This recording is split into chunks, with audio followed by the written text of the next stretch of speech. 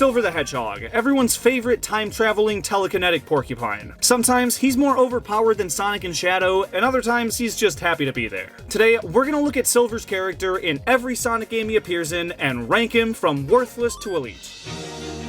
Silver's introduction was during one of Sonic's darkest chapters, and even though everyone loves to clown on this game's plot, most will agree that it establishes Silver really well. His motivations are justified, his cause is super sympathetic, and it honestly feels more like a story about him than the hedgehog the game was named after. He gets his own story mode, and it starts by showing the horrendous state of his reality, with there being seemingly no way to restore it. Enter Mephiles, a mysterious hedgehog-looking character that brings hope to Silver's situation for the first time ever, and pins the world's entire destruction on one blue hedgehog. So he travels back in time, finds Sonic, and Amy, get the f out of the way. God damn it, he's gone. Look what you did. Despite that, he decides to team up with Amy to track him down again. And when he finally does, he annihilates him. It's no use! It's no use! It's no use! Sonic's cooked, and if it weren't for Amy jumping in last second, he would have been done for. But she does, Silver lets him run off, and Amy grills him for trying to kill someone who didn't do anything yet, and gets him contemplating whether or not he's really doing the right thing. But then he gets convinced by Mephiles to just kill him anyways, and he tries, causing the princess to get kidnapped once again and holding Sonic in place to beat the hell out of, until this dude shows up and...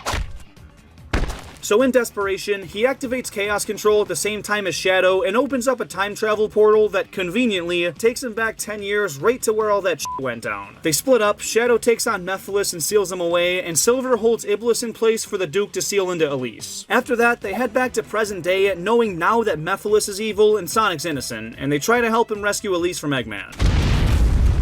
She already dead, so Sonic goes back to the past to save her, while Silver goes back to the future to seal Iblis once and for all. He tries to seal Iblis into himself like the Duke did to Elise, but it rejects his body, and Blaze steps up to take one for the team, causing her to fade away.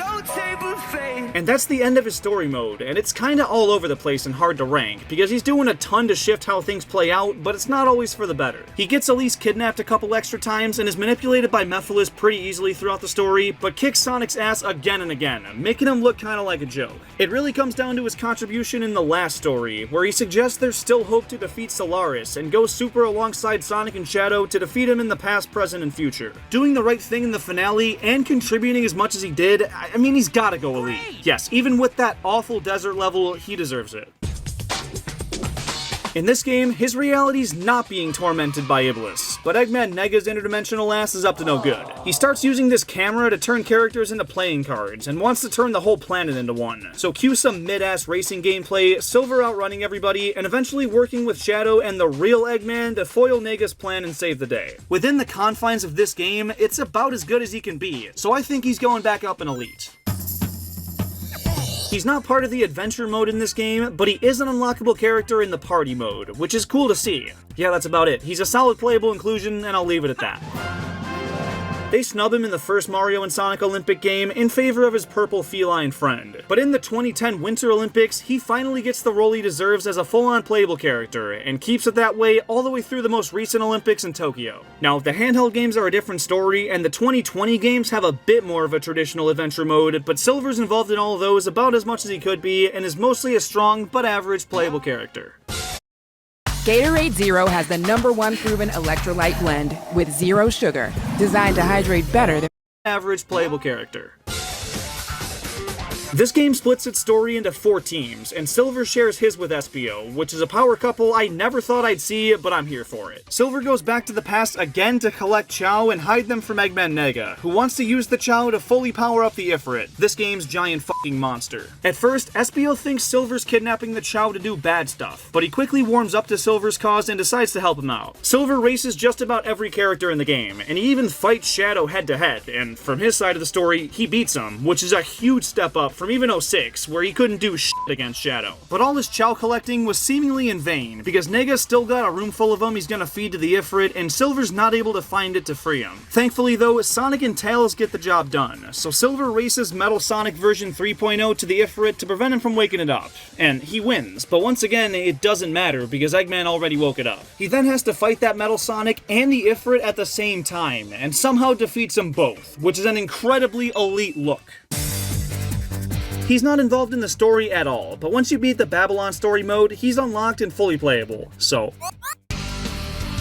Silver himself isn't in this game, but Sir Galahad is his doppelganging knight form that makes an appearance in this game's multiplayer mode. According to Arthurian legend, Sir Galahad is the son of Sir Lancelot, who's portrayed in this game to be Shadow the Hedgehog, so Shadow's canonically Silver's father, which checks out. He's playable in that shoehorned-in multiplayer, and that's it, so he's going down with the rest of them. Despite incorporating just about every other Sonic the Hedgehog character into the story mode, including Cream the motherfucking Rabbit, Silver doesn't appear at all. He is an unlockable character though, so...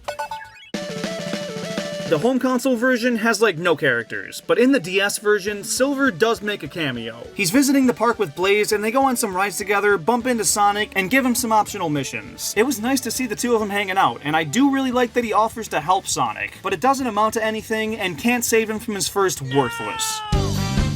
In Sonic Generations, Silver appears as a rival boss fight toward the end of the game, and finally looks like that crazy powerful character again. He's moving backwards faster than a fully boosting Sonic, and he's whipping around cars with his psychokinesis like it's nothing. He definitely looks more capable than ever, and the giant ball of rubble he's pulling after you at the end of the fight only further accentuates that. Running through Crisis City for this fight makes the Mach Speed sections from Sonic 06 actually seem like a good concept, because here, having the quick step and polished gameplay, it feels awesome, and it's probably the best rival fight in the game. He does end up losing, but any boss fight has to end that way, and this is about as strong as he could possibly look in one. The biggest downside is that he's not all that significant to the plot. He's holding a Chaos Emerald that Sonic takes, so he does something, but outside of this fight, he's pretty absent. Even for the final boss, he's a cheerleader like everyone else, so it's not worthy of an elite tier. But worthy opponent is fair as hell. And since Sonic X Shadow Generations doesn't change anything for him, that's going up there too. I hate Sonic Forces, and another reason why is Silver. When he was introduced, he was this determined, high-octane hedgehog that beat up Sonic with ease. But in this game, despite being pretty decently involved, he looks weaker and less competent than ever before. While Sonic's presumed dead, there's no hope for the Resistance, despite having an equally capable hedgehog right f***ing there. I'm an optimist, but I'm also a realist. He did give us that gem, but still, dude fell off. They rescue Sonic, shenanigans ensue, Silver faces off against Infinite and gets his shit rocked, needing Sonic to step in the way to make sure he didn't get killed. And after that, he's kinda non-existent. He shows up for the big battle at the end and does a little bit there, but is honestly just a background character. This guy had and still has so much potential, and this game almost makes fun of that. I know he does something, but he's going down in worthless. Finally, a Sonic racing game that incorporates Silver into its story, but it's really not all that much. He catches on to Eggman's scheme pretty quickly and even confronts him about it, but that doesn't amount to anything since he still gets his hands on that ultimate energy engine and powers up his Death Egg with it. Now, he is considered an above-average playable character, which makes his case a lot nicer, but doesn't do enough to pull him higher than a playable tier. And there you have it. And if you want to know which videos are coming soon and which characters will be deemed useless next, go follow my new Instagram page down in the description.